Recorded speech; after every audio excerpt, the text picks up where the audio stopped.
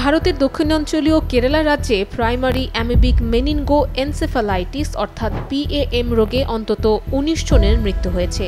রাজ্যের স্বাস্থ্যমন্ত্রী ভিনা জর্জ বিষয়টি নিশ্চিত করেছেন। এটি একটি মারাত্মক মস্তিষ্কের সংক্রমণ এবং সাধারণভাবে মস্তিষ্ক খেকো অ্যামিবা নামে পরিচিত। জর্জ জানান, এবছর মোট ৬৯টি সংক্রমণ শনাক্ত হয়েছে। রোগটির বিস্তার রোধে কেরালা রাজ্য ইতিমধ্যে সতর্কতা জারি করেছে বলে রাষ্ট্রীয় সম্প্রচার মাধ্যম ডিডি নিউজ জানিয়েছে। এই বিরল সংক্রমণটির জন্য দায়ী নাইগ্লেরিয়া ফৌলেরি নামে অ্যামিবা। এটি অযত্নে রক্ষিত সুইমিং পুল, স্প্ল্যাশ প্যাড এবং অন্যান্য বিনোদন কেন্দ্রে পাওয়া গেছে বলে যুক্তরাষ্ট্রের centre for disease control and prevention জানিয়েছে।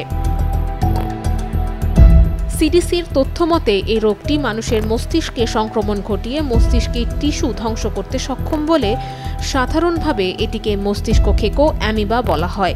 এতে মাথা ব্যথা, জ্বর, বমি ও মাথা ঘোরার মতো উপসর্গ দেখা যায়। তবে কেরালায় এই সংক্রমণের ঘটনা এই প্রথম নয়। প্রথমবার পিএএম ধরা পড়ে ২০১৬ সালে। কেরালা স্বাস্থ্য বিভাগ জানিয়েছে, গত এক দশকে রাজ্যের বিভিন্ন স্থানে এ রোগের অল্প কিছু কেস শনাক্ত হয়েছে। চিকিৎসকরা বলছেন, এটি একটি বিরল রোগ হলেও সাধারণত শিশু ও তরুণদেরই এতে আক্রান্ত হওয়ার ঝুঁকি বেশি। দেশটির জনগণকে উষ্ণ, বদ্ধ ও অপরিশোধিত মিঠা পানির উৎস যেমন পুকুর ও হ্রদে সাঁতার বা গোসল করা থেকে বিরত থাকতে বলা হয়েছে। Nusrat Anna, Daily Sun.